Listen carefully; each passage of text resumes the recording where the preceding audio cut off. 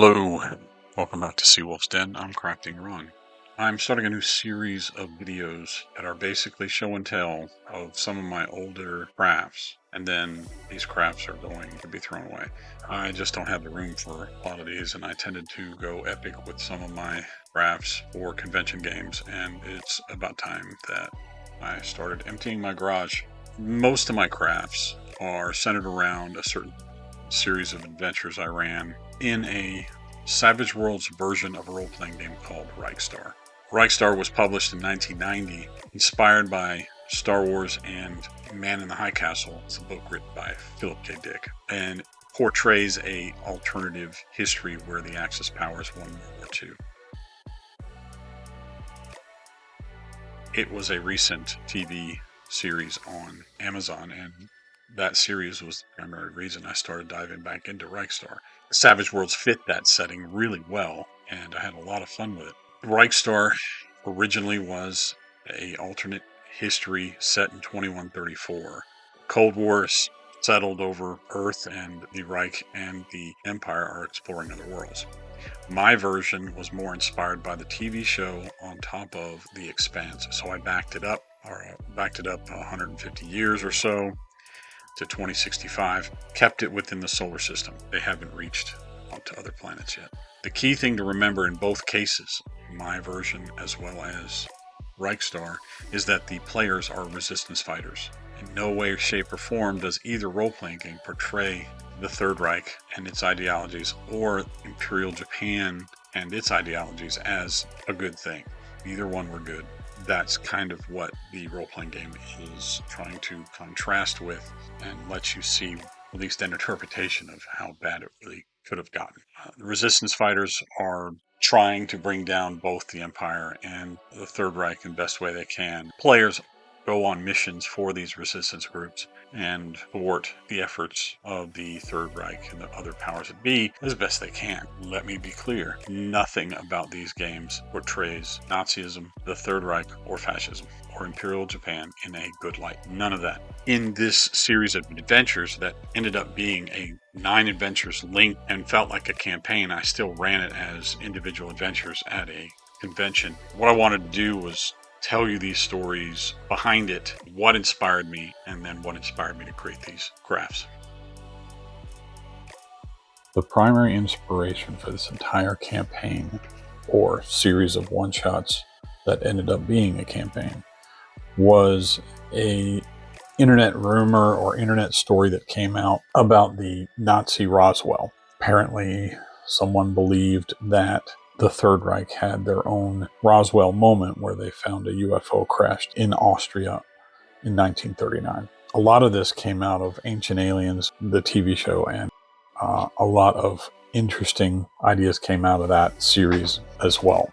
The players were resistance agents working for Tower, the largest resistance group that exists in this setting. There are others, and they have their own agendas, but Tower was formed from the leftovers of the military intelligence agencies of the United States and Britain. Tower had a base in New York City. New York City is a ruin, nuked at the end of the war and left in ruin as a symbol of the Third Reich's superiority, so to speak. And it's a part of the timeline that the Third Reich did in fact get the atomic bomb and used it against the United States and Britain. The first step in the first adventure in this series was the players had to get to the headquarters of Tower to get their briefing, but they had to get there on their own. They had to infiltrate the ruins of New York City, Manhattan Island, which is walled up and guarded, and then meet at a certain place within the city. And of course they had an encounter there, and this is what I built for that encounter. Took a piece of plywood, laid down some asphalt road map templates that I found on RPG Now, or Drive Through RPG, and made a small city block. Looking back at the pictures, I realized I had 3 corner ruins, and I guess I threw away the larger one already, and the other 2 I still have. Here I set up what I had left on my gaming table outside on my back porch. I inherited the table itself from Jeff Smith, who passed away in 2022. He and I were partners in running Mace, a gaming convention that I helped run for 26 years. So these adventures that I ran were always at Mace and Mace West and other conventions that we were supporting. So here is an encounter that I set up in New York with 2 corner ruins. I was real happy with the corner ruins. It was my first attempt at a corner ruin. Not entirely sure that how these were going to be used. I didn't have a huge battle. I should have, because this was a great opportunity for people to shoot out these levels that I created. But they encountered some homeless savages living in New York, had a little battle. So like these junk piles were my first attempt at junk piles, or rubble piles, and I made these later for just foliage, imagine it. And then again, I printed out something that was pavement roads that had craters and glued it down in kind of a city block way. I'll include them in the video.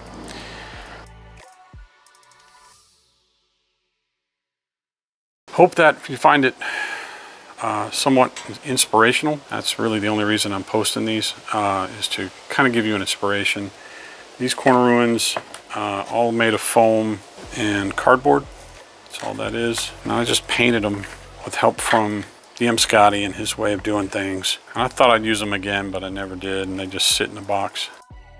Once the agents of Tower, the players, got their briefing, they learned that a Third Reich corporation found a V2 rocket on the moon. It had crashed and burrowed into the ground and was never seen until this corporation, a mining corporation, mined out a crater. They built a base underneath it and excavated it. The player's mission was to infiltrate this corporation's base and gather intelligence about the V2 rocket they found. They were not the only ones to find out about this, however. The information about the V2 rocket leaked to not only the resistance, but also a radical group of fanatical worshippers of Hitler. I created a cult-like group that were descended from his original SS bodyguards, who believed he would return one day like a messiah. These crazy people were also going after the rocket as a symbol of their religion, and the players had to deal with them and race them to the mining base where this was kept. This craft here is that final room where they excavated the V2 rocket. I made it out of foam, 2 layers.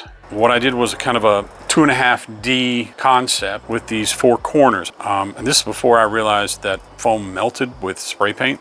As you can see, in places, there's some pits and places that it did melt, but it kind of added to the aesthetic of the moon. If you look over here, this was the worst of it right here when it was just kept on spraying. I was like, why is that doing that? What I did was this is 2.5D, which means this is a ledge, but it's not this. It's a tall ledge, like 10 feet tall, and I had bad guys going up on here. These are the walls of this base, and it was like a big dome, and they were digging out underneath. And this is the V2 rocket that I used. 3D printed, friend of mine 3D printed V2 rocket. This is a Happy Meal toy that I made into kind of a means for them to, not really a launching pad, but a place for it to rest. And then this was also a Happy Meal toy. I put tank treads on from a model and made that look like kind of a utility truck. The rest of these parts are 3D printed. I had things in here that I don't have right now, threw away. I just substituted, kind of enhanced the look. These are from a game called AT-43. Yeah, my first Nazi type soldier bad guy. If you look at that, that's an old Star Wars miniature that I repainted olive green and did red around the helmets. So those were my first real bad guys. Eventually I graduated to Dust Tactics game and painted just these soldiers for bad guys eventually. And of course this is a hero click that was perfect for like the uber bad guy. So players would come in from one of these doors. I had other doors back then, prefer these anyway. This looks better. And then initially they snuck in and they realized they had to steal something from the computers and then get out. Now that was the simplest thing, but new bad guys would come in and basically start a fight, big fight, and they had to get out. So, and this is pieces of plywood that I glued the base And the squares, it's back when I realized, when I felt like we still needed squares instead of going gridless. I used 2 pieces of thin plywood and just glued on something I printed off of RPG Now. That's the moon base.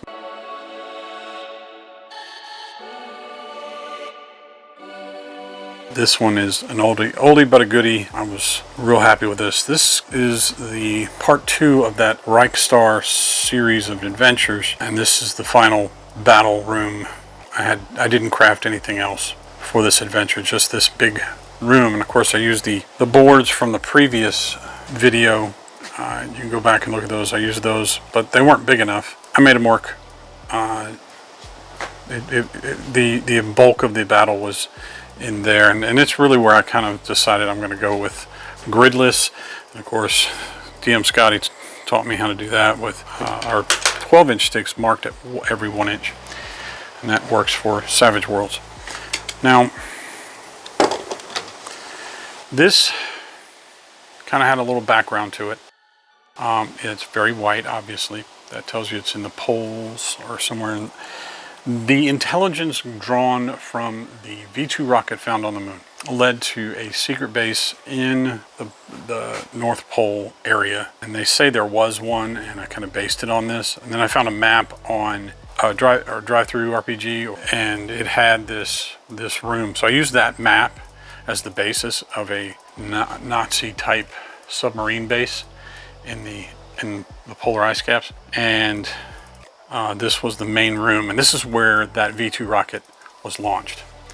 It is a actual launching tube, and it's launched out of the middle of this.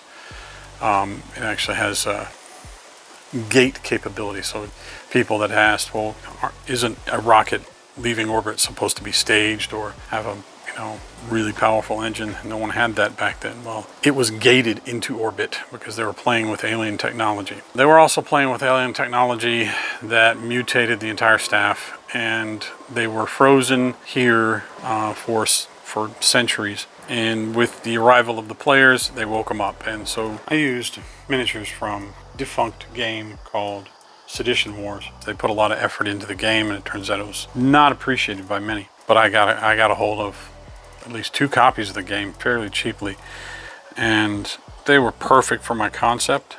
It's just one of those creatures, zombie types with technology kind of hanging out of them, and I enjoyed painting them. And this is the big bad. You can look it up, and this is what came out at them in this room. They had to fight while dealing with these medicine bottle crafts that I made, one of my first. They had to basically solve a puzzle while these things are going on and blow it up, really. These catwalks that I made out of granny grid and woodies used to all go around, and I forgot how they go, and some of them broke. But now that I look at it, it really looks good broken. I made some elevators. One's falling apart. I made some elevators. This one held together pretty well. These are a lot of granny grid, as you can tell, but they're Barbie bedside tables, and I just made elevators out of them. Did they use them? Probably not. I don't know what that was. I think it was part of the Barbie something or other. I just glued on top. That one fell off. The other one fell off, as you can see, the pink. Those were elevators I made just in case, points of interest, whatever. And then these were foam that I painted up.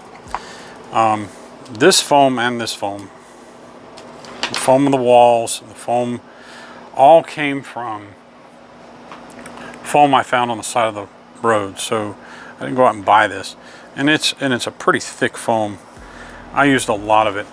There's another craft I'm going to show you in my show and tells, and trash that is I used to make a sunken ship.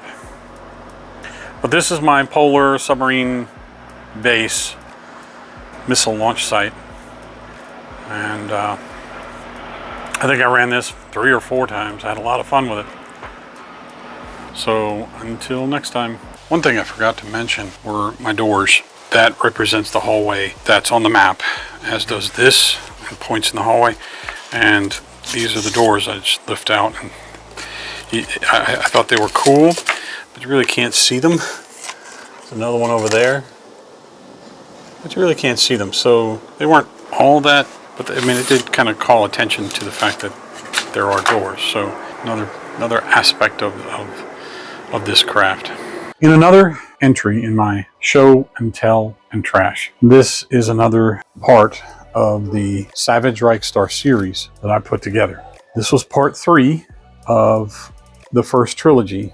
After the players leave the polar ice station, they found information that pointed to a lost submarine. That submarine was carrying the core to the warp drive or hyperspace drive of the alien ship. Unfortunately, things happened, and that warp drive opened up a hole in space and time right when the submarine was hit by American depth charges. Now, one thing I told out of character or out of context to the overall campaign was that there was no, in this Earth, Reich Star Earth, there was no Bermuda Triangle myth. And in truth, this world was the reason for a Bermuda Triangle, and it's because this submarine crashed off the coast of the Carolinas. And so, because of this broken warp drive, that a hole ripped up in time and sucked other ships, planes, and everything else into a nether region, a end space, or a neutral space, a timeless space. These were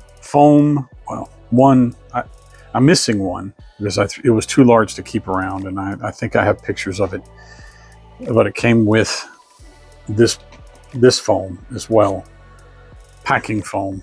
And I made random locations, and then the final 2 were just square rooms that I made out of foam core, which have seen better days. These are definitely on their way out. So I took the packing foam and the packing foam that's not here and started making what was a mishmash of locations representing all the ships and planes and anything else that got sucked into this nether region through all the other Bermuda Triangles throughout the multiverse. So I went full on multiverse at a time when multiverse wasn't such a popular thing. And they found, first of all, that nobody dies in this, that time is standstill. And they got to meet historical figures, all from different times and places, including some Nazis from that time period, and found an entire people. I called it the island of Croatoa, named after the missing colony. And so they had to battle through it and get through each level, getting clues to where they needed to go next. I used basically my foam core for these parts. This here was a series of cells. I kind of did a 2.5D look to it. A series of cells that people were kept inside, and when the players arrived, they got released accidentally and had to fight their way through. This is a larger room that would lead into the final room, where they met their final adversary.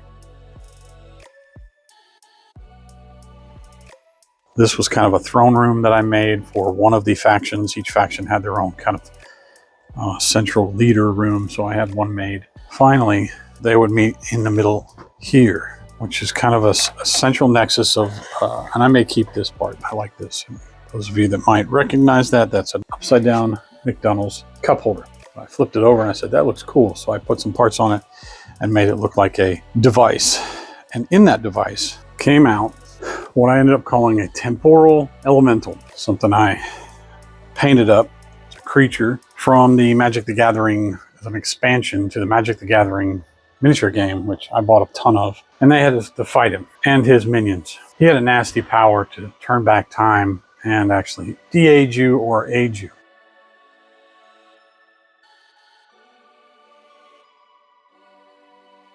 So once again, I printed off some flooring from Drive-Thru RPG and pasted it down onto foam core in all cases, had the squares, had a bunch of old Mage Knight stands that I put on, printed out some doors to add to the effect of where they needed to go. Used model sprues for piping and stuff like that. Kind of looked like it's an old ship. The same for there. And so while it's not the best, at the time it was very appropriate, but it kind of had that old ship look. And because it was just almost a planet-size collection of these ships and planes. So kind of a high concept abstract idea, but that's what I was going for. So that was part 3 of the Reich Star series and what I crafted.